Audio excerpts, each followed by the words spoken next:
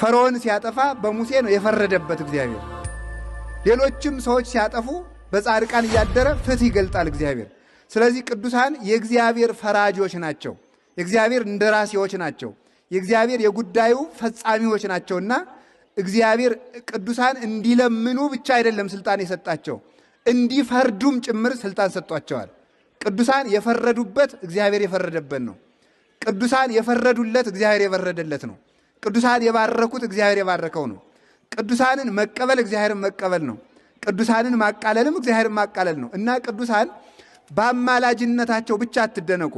ቅዱሳን ያማልዳሉ አያማልዱም ብቻ ሳይሆን ቅዱሳን ፈራጆችም ጭምር ናቸው። ከክርስቶስ ፈራጅነት የክርስቶስ ፍርድ የሚገለጠው በእነሱ ነው።